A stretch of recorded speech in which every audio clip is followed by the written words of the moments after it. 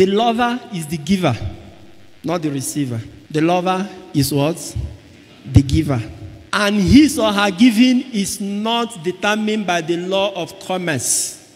You know, the law of commerce is I give something and I get something. The giver is the lover. The lover is the giver. And the giver is not giving with any expectation or demand on the loved or the beloved or the one loved to bring something back. Praise the Lord.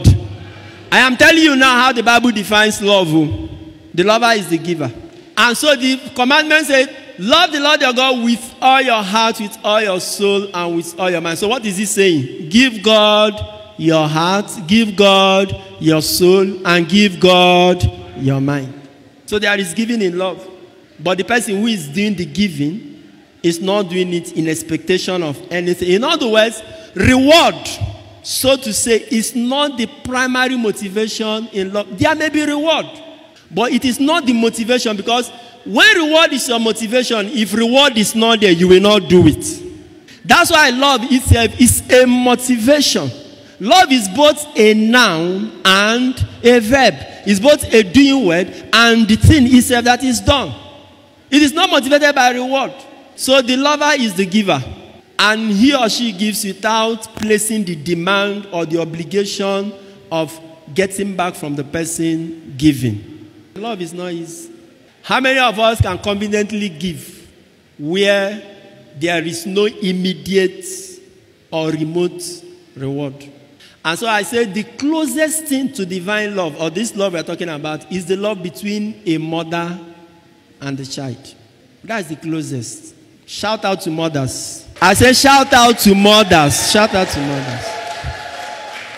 Yes, that is the human example that I can use that is closest to this love that God is talking about. She carries the baby in the womb. The baby is born. Everything about the baby is dependent on the mother. She's doing all of that up till when the baby grows to be able to stand by himself. Now, when mothers are doing that, there is nothing that shows them that this baby will become a millionaire in the future. They don't know what the baby will become. True of us. The baby might even become an armed robber tomorrow and cause more headache to the woman. But when mothers are taking care of their babies, they have no external material reward that is motivating them. They are doing it because they love their baby. But even at that one, there is still selfishness in it. What is the selfishness? It's the mother now. If you don't take care of your own baby, who will take care of your baby for you? There is still that emotional connection. Which takes me to the story again. Now, what Anita and Amita did was very nice. Abby?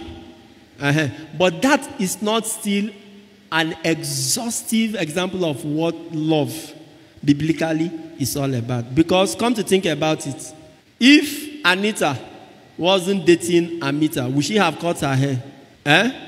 So she was motivated by what? Romance. It's not love, it's romance. There's a difference between romance and love. There were many sick persons in that their place who didn't have money for medicine. Why didn't she cut her hair to sell it and buy drug for them? Why didn't he sell his wristwatch to give the money to the poor? There was no emotional. On romance level, friendship level, that is beautiful. But the Lord is asking you not to stay there. You have to come higher. To give those you have no connection with, you don't see any reward coming from. That's the higher level you operate as a Christian. Because if you don't do it, if you depend on what you gain or we gain, then there are many things you will never do as a Christian, and you are no longer a Christian. To watch full videos and get notifications for new ones, please subscribe to my YouTube channel. God bless you.